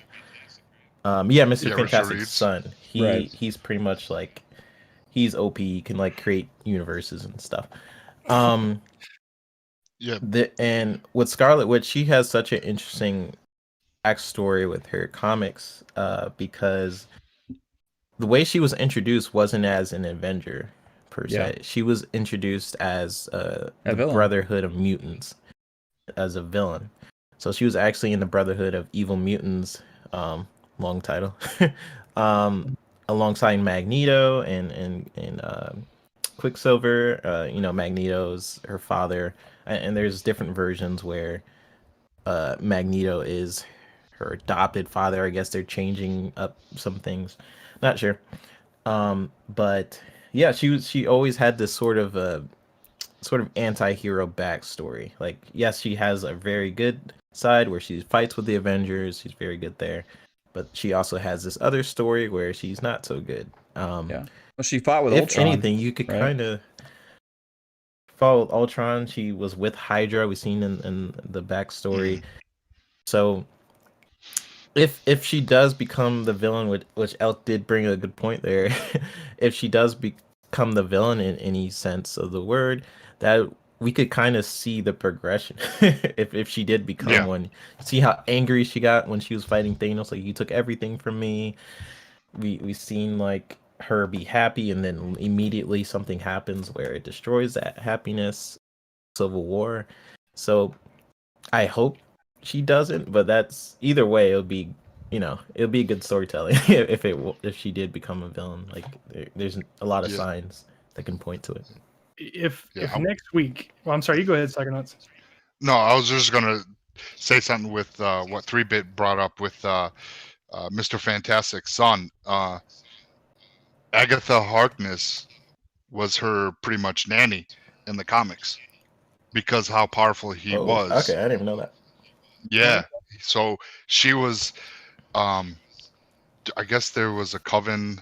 There was like a Salem for all of witches. There was like this portal that she was shunned from, and she decided to go become the nanny of Mr. Fantastic and Invisible Woman's nanny for Susan her Storm, son. So or whatever. Yes, yeah, Susan Storm. So like she was her nanny because she knew how powerful he was. And then like I was watching this YouTube thing about it, and I was just like, holy shit. Like, I never knew about it because I didn't He's follow probably the most powerful character in Marvel. Yeah. And, which is crazy. and then we can get her son, Dr. What is it, Scratch. He's involved, and like, so they're setting up storylines that if you haven't seen or read the comics and you're just watching, like, they're bringing up storylines for a huge plot with magic and bringing this Fantastic Four in. Like, that's how they could introduce it. So they're laying down the foundations of an epic phase in the MCU. Everything you're going into with that character, she seems like she has ties to a lot of different groups, right? So like, this could be another gateway for them to, at some point, maybe not this season of WandaVision. I don't know if it will be a season 2. How are they going to do like the series? Are they just going to have different names for different series, like different seasons? Or well, they definitely need the Fantastic Four, because Fantastic Four leads them to a lot of different things. It could lead them to X-Men. It could lead them to Wanda can lead them to X-Men too. It definitely leads to see. Well, yes, she definitely can. But the Secret Invasion storyline is probably the most important for the next phase. Like, I would say the most important of the last phase was probably Civil War, because that sort of broke the divide between the Avengers, and it a lot of their characters and stuff like that. The Secret Invasion, was that the Skrulls? Or okay, that's the Skrulls. That's when it introduces the symbiote for Spider-Man with the black suit. A lot of stuff. a lot of things happen in Secret Invasion. So who's the big bad boss in Secret Invasion?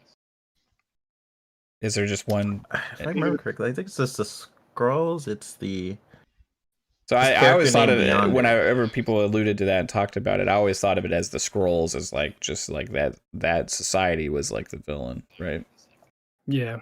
Well, I think which is they kind of threw people for a loop with the Captain Marvel when they did that, but they made the Skrulls the good guys. Yeah. They're like, he's just trying to help them. Yeah. But actually still left the door wide open for there to be another set of Skrulls in the universe, because he said in that movie, he said, like, our people are scattered across the galaxy. We're fugitives just trying to survive. So there could be another set of Skrulls somewhere who are just angry at the way they've been treated and chased and hunted by the Kree, and they just want to destroy everything. So they could easily, bring them back and do the Secret Invasion stuff and have them living on Earth this whole time, through everything, just camouflaged, watching and learning what they could. I mean, it could be really, really cool. I was about to burp right then, but I fought it off. Sorry. But yeah, I was gonna say, like, next week, I guess it'd be this week, this Friday, we might get a glimpse of what Wanda can do when she's really, really mad, really powerful. Because you got her kids. You got her kids. Yeah, you got her kids. You're about to see the mama bear come out. So she might just rip Agatha apart, or something. But I think there's going to be a lot of stuff going on here. And with the Spider-Man thing we were talking about earlier, with that hex being over the planet, we need to remember too that when Monica came back through the hex, she wasn't mind controlled again. So she now that she has her powers, we know she has them.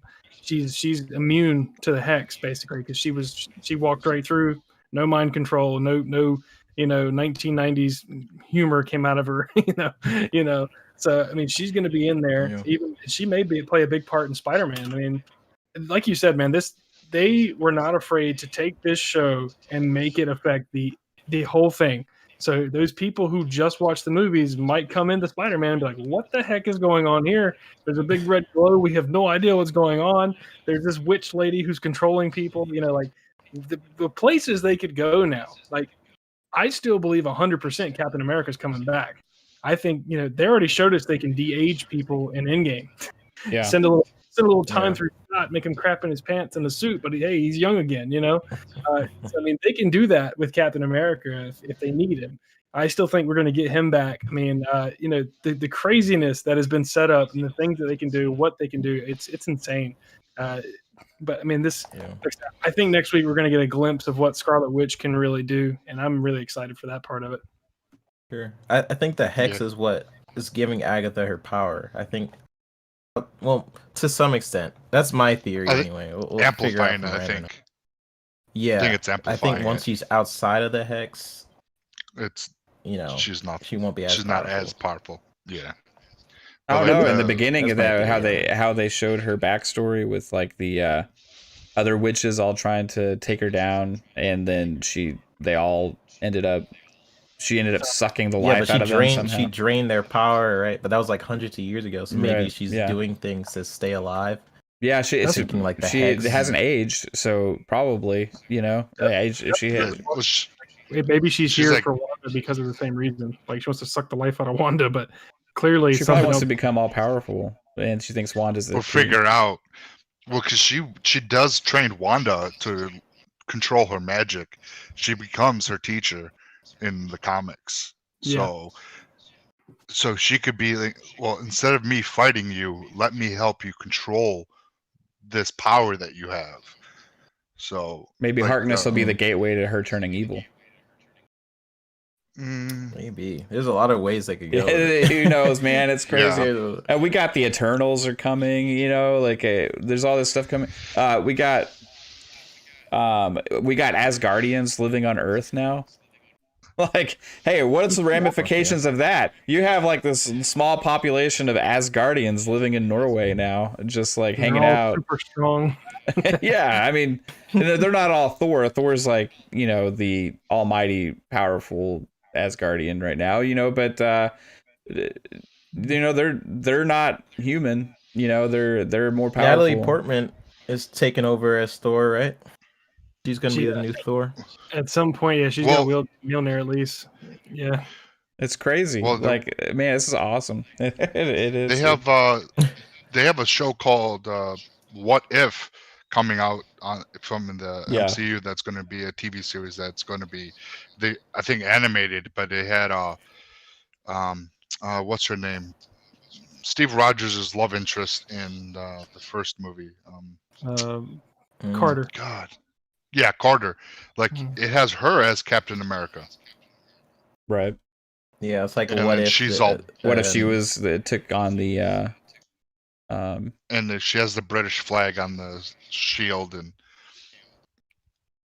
so they Chadwick Boseman, his last thing was in there. His last acting thing was on a What If episode. As far as I know. Okay. I don't know how they're going to handle that part, man. Yeah, it's be rough. What are you he got snapped, brought back, and then how are they going to handle that part? I have no clue what they're going to do. I mean, I think they're going to recast him. They have to. I mean, you can't kill him off. I mean, that would be really bad. On top of everything, I mean, somebody was saying you have to bring back Michael. I love Michael B. Jordan, but you can't bring back Killmonger and make him the Black Panther. The dude literally was like a mass murderer. I mean, he, Yeah. I mean, Well, they could definitely play off the What If episode and recast Black Panther that way. And Yeah. I mean, hope- Shuri. Well, we know Black Panther is a title, right? Like it's a title you Yes. earn to become king. In Wakanda, in Wakanda of Wakanda. Mm. It's a title. We know it's earned, so they probably could play around with that. We know Shuri has been Black Panther in the comics. I'm more interested in seeing if they are just gonna recast him or if I guess Shuri becomes Black Panther. pass the mantle type thing, possibly. Yeah, it's very much a position, but he was a great Black Panther. Yeah, sure. regardless, like I think when people think of the Black Panther, like forever now, like regardless of who plays him in the future, like he's got that locked. You know what I mean? Because just such an iconic character. He was a badass. You know, just so young, man. So young. It's sad. Mhm. Awesome portrayal of a character in not just for him, also like the other characters he played in other movies. I mean, he was just an awesome actor. Really good. James Brown, he played like such iconic role. Jackie Robinson, James Brown, you know, Black Panther, like just like dude, I mean, freaking crazy. But yeah, I think passing the mantle for me would be the way to go to make it more like believable. They have recast characters before, like War Machine got recast. It went from Terrence Howard to Don Cheadle, but if you hear Terrence Howard talk in interviews and stuff the last couple of years, you can kind of understand why that probably happened. So Marvel does not play around. I feel like they do extensive research before they cast you. Yeah, and we see another one that's going to be interesting is The Mandalorian. They have let go of Gina Carano, right? Which they had just alluded to a new show and announced a new show that was going to be on Disney Plus featuring her, and then they let her go. So that is going to be interesting how they resolve that as well. I think they'll just kind of forget the whole she even exists and never even mention her character again. Disney, probably. You know, That would be they will drop you. Yeah. Yeah. They will drop you. They dropped James Gunn, right? But they brought him back, right? Is that the director of Guardians, right? Cancel culture, man. Cancel culture. But I think bringing him back for sure was the right move. You know, I think he got canned because he made a joke a long time ago. I think he made a joke. Like he made lots of jokes. Like, pages of them, man. They were rough. I'm not even gonna lie. That was some rough stuff. I mean, but once again, it was years and years and years ago. It's like, obviously, hopefully, he's matured. Right. So you know, Guardians 3 is gonna have huge implications. You got the Eternals coming in. Wait for Guardians 3. You got what's the Kung Fu guy? Oh, the Ten Rings. Shang-Chi. Shang-Chi. Yeah. I think it's Shang-Chi. I can't. I maybe have played too much Mortal Kombat lately. I don't know. Let me check. Yeah, because that's Strange like 2? something 10 Rings. Yeah, Shang-Chi. The Legend of the Ten Rings. Yeah, Shang-Chi. Legend of the Ten Rings, yeah. I mean, there's going to be a new wave of heroes, right? It's going to be crazy. Yeah. They've earned this. Like doing these characters that I've never heard of in my life. I'm still going to watch it because they've done such a good job with everybody else. So, you know, I mean, with WandaVision, when they first announced that, I was like, what is that? How's that going to work? And then now getting into it, I'm like, holy crap, you know. So I think they have the right. They can pull from their huge backlog of. See, they earn that right. Yeah, they've earned that right. DC, come on. DC. They ain't earned it. They tried to rush into. They did not earn anything. Yeah, they tried to rush it. I'm still looking forward to Justice League though. I'm still looking forward to it. I'm a comic guy. Oh heck yeah. Justice League the movie wasn't terrible, but Zack Snyder, I think if anything, he is a visual director. Like his visuals are like top notch, especially in Watchmen, 300. 300, yeah. Amazing. He has some of the best visuals for sure. I would watch his stuff just for his visuals. Yeah, man, I love. And I'm curious, it's 4 hours. Yeah. Like, what did they cut, or what did they not? Yeah. I love Zack Snyder stuff, man. People give Batman versus Superman a hard time. I actually really enjoyed that movie, even though they really butchered some of the comic stuff. Like, I mean, the fact that Lex Luthor made Doomsday, I was like, what the frick? What is that? But it's still a very enjoyable movie. Justice League, how do you take a Zack Snyder movie that's been in production by Zack Snyder and put Joss Whedon on it? Like, that is the most polar opposite thing that you could possibly do. And it showed because it looked like that was a Frankenstein movie. But like I said, like 3-Bit said, I enjoyed the movie. I went and saw it in theaters with my brother, and we enjoyed it. So I just hope they fix Superman's mouth. Yeah. The little, the tweets you do, Cam, with like he's not using with any the Snapchat filter, Josh's. Yeah, with the mouth when you kind of have the high pitched voice, it's like that mouth is on like his face. It looked like his lip was taped to his teeth, like like this, and then like he just like, I'm Superman here to say you. Come in, like, what the frick, man? What did they do to his face? That was terrible. With all the good stuff they've been able to do, like with CG, actually he said they're not using any of his footage. Really?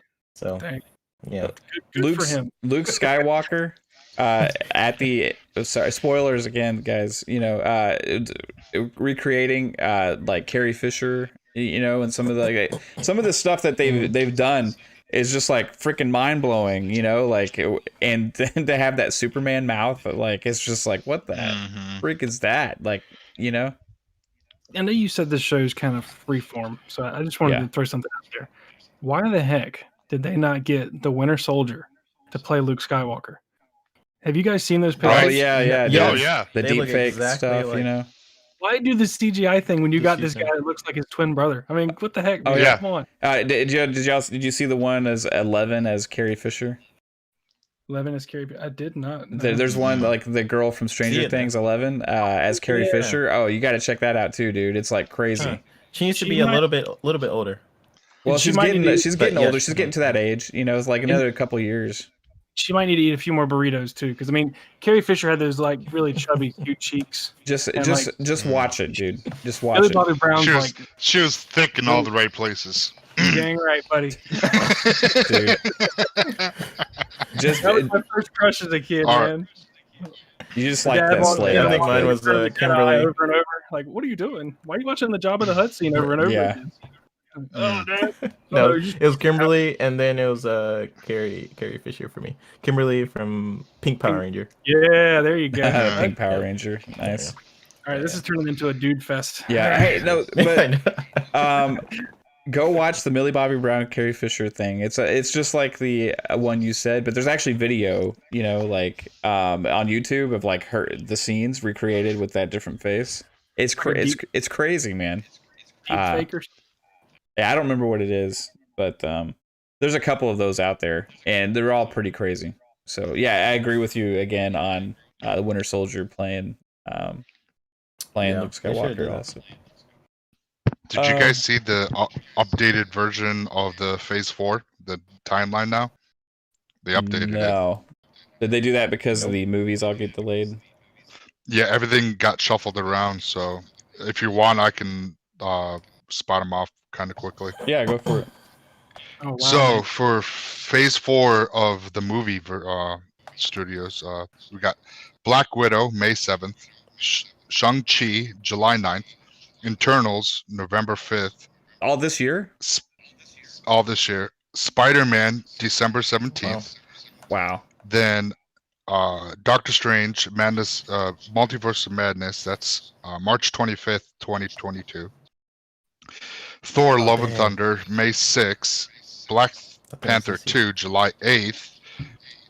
Captain Marvel 2, November 11th. And then Guardians Volume 3 is 2023. Blade is 2023. Quantum Mania's 2023, and Fantastic Four's 2023. So Fantastic Four, would that be the introduction of why the is it so mutants? far? Yeah, that's I the guess, introduction. So now Disney Plus, of course, we got WandaVision already. Next is Falcon and the Winter Soldier, March 19th. Then Loki, right? Loki, May 21. What If, summer of 21. Miss Marvel, late 21. Hawkeye, late 21. She-Hulk, 2022. Moon Knight, 2022. Secret Invasion, Ironheart, Armored Wars, I Am Groot, and then the Guardians of the Galaxy Holiday Special, all 2022. Wow, Moon Knight is gonna be awesome. Looking forward to Loki at all. I don't know why. To me, I've never cared for him as a character, and I know that says a lot. But Moon Knight, I'm very much looking forward to. Even like Falcon and Winter Soldier, I'm really looking forward to. So, good list. A lot of those are farther out than I thought, which makes me a little sad. Okay, so we'll end this with each of us picking one of those that we're most excited about. We'll start with our guest, Elk Dude. Am. I think I got to give it to Doctor Strange, man. I Doctor Strange and the Multiverse of Madness, just how all this is going to tie in. We've seen also that Doctor Strange can hold his own. He held his own against Thanos in Infinity War. The dude's he's a boss. And I watched the original Doctor Strange again like last week, and I think I really enjoyed it more now seeing it again. Because at first, when that movie first came out, it was just like, like who's that? I mean, I remember him in the Marvel Ultimate Alliance games, but I didn't care too much, It's like, who's this guy wiggling his fingers, what the heck is that, But not, yeah. After seeing the movie and all that stuff, and the movie's just really cool and trippy, man, really trippy. I don't do drugs, but that movie made me feel like I was doing drugs. I mean, just think. Yeah, it was out there, man. It was Inception on crack. Yeah, man. I just can't wait to see like that one right now. I mean, obviously, I'm excited for Spider-Man and stuff, but I can't wait to see how that one deals with the multiverse, with Wanda and everything else. I think that's the biggest thing for me right now is what's happening with Wanda and why is she in Doctor Strange. So that's it for me. Right on. 3-bit. Moon is it? Well, Moon Knight I just said Moon Knight, but like I forgot about Doctor Strange. Yeah.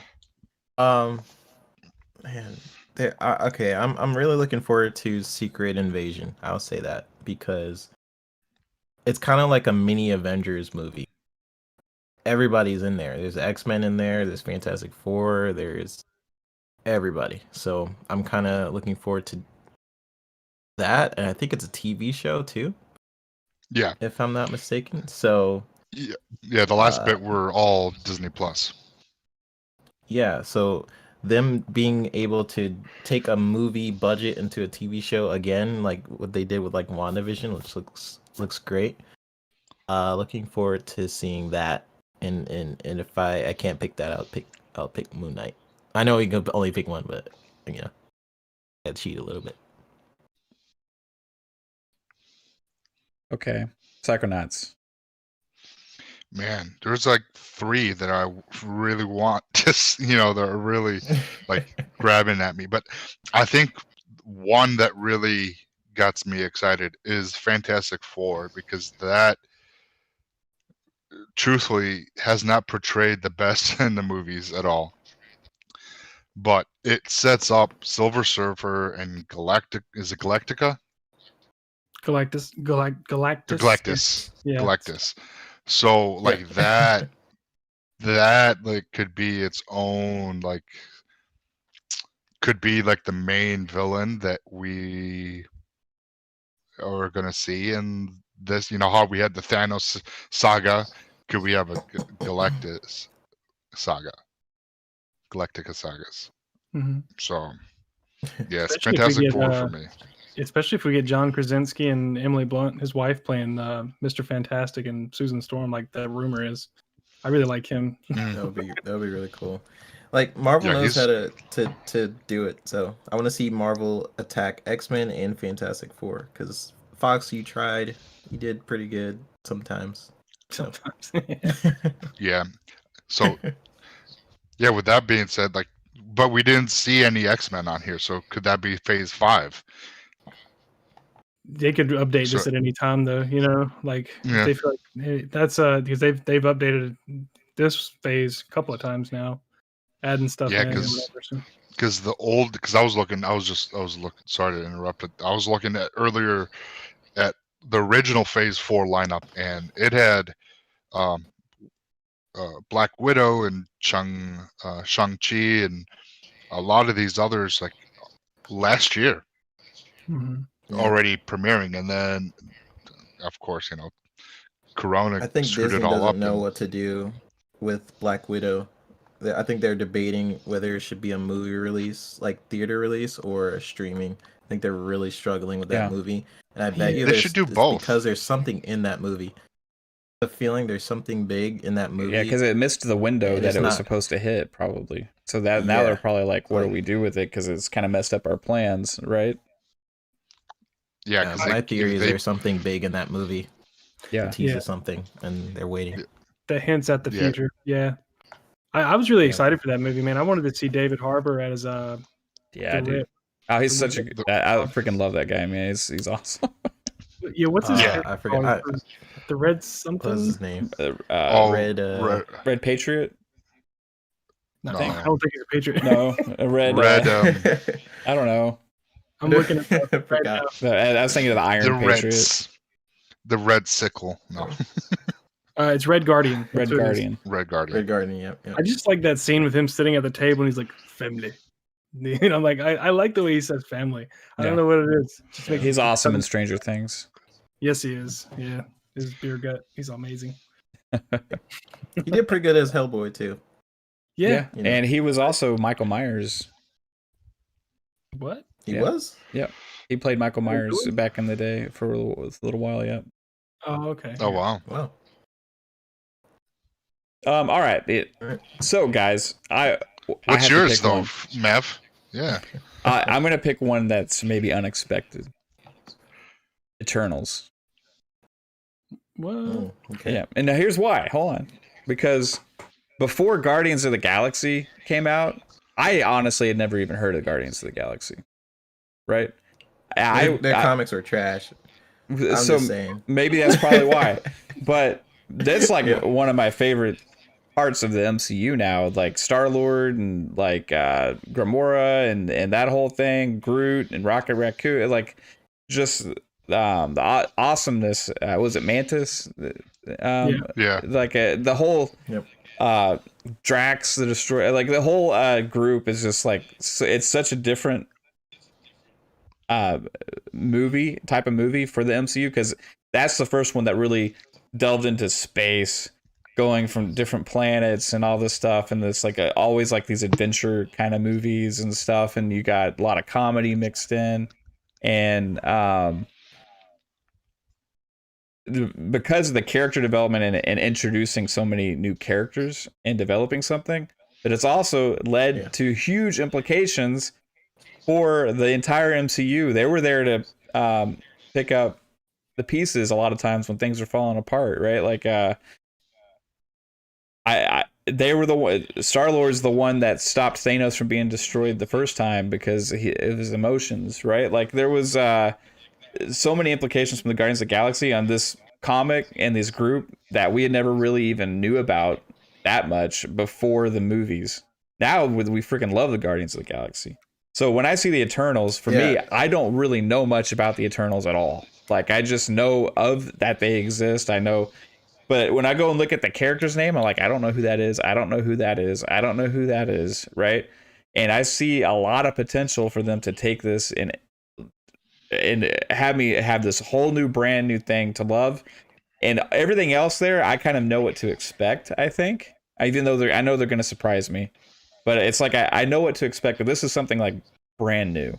Right. This is something that like I think is going to have huge implications for the entire MCU, but also be a different take, different thing going on out there. I don't know. Yeah. Well, let me clarify what I just said, because four guys of quarters, he's like, wow. All right, so when my dad was working on Marvel, he hated Guardians of the Galaxy, the comic books.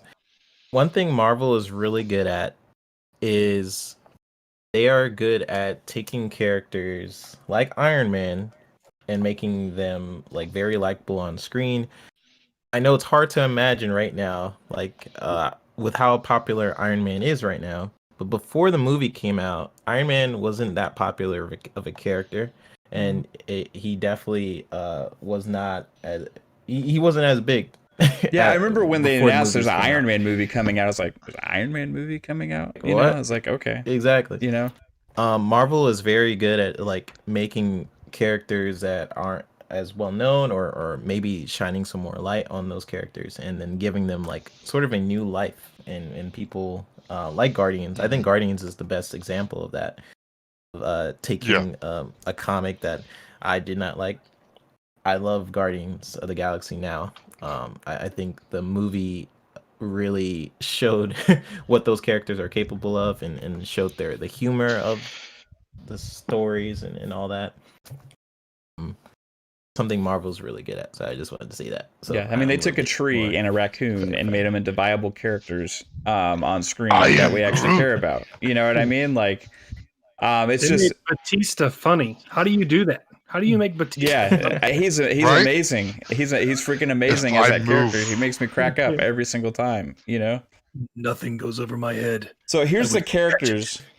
Okay, we have Angelina Jolie as Thena.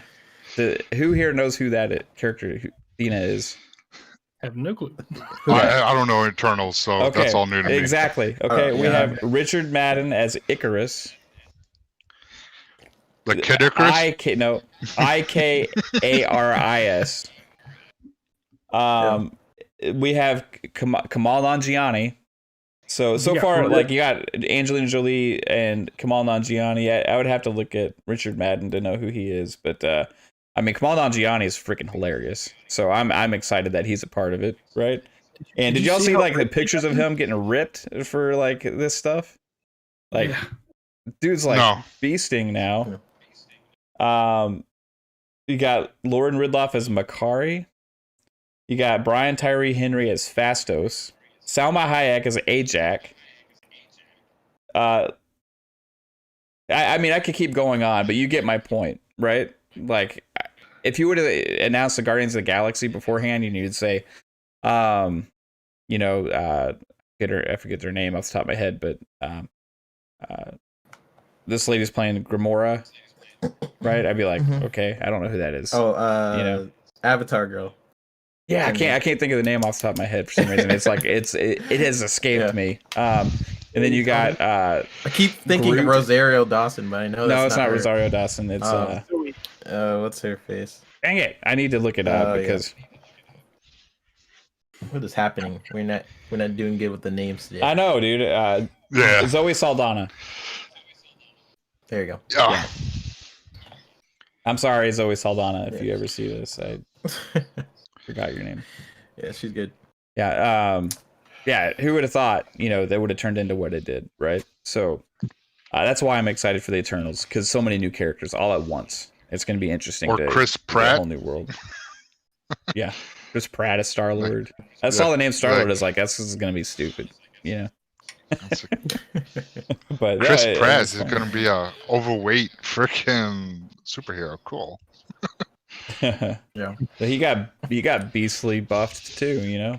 All right, guys. Well, I want to thank you, Enzo, in the chat. And by the way, shout out to everybody in the chat as well. Again, Enzo, we got Clowns in there. You got Star Ghost, Pixel, Avish, Bugly, Anthony Chipmunk. So many of you awesome people. Prophet, I saw in there earlier. Thank all of y'all for hanging out, tuning in. And this has been our second episode.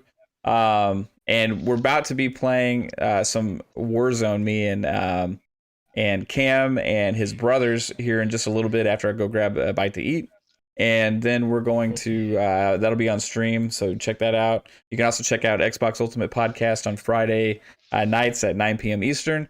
So Elk Dude, where can people find you, man?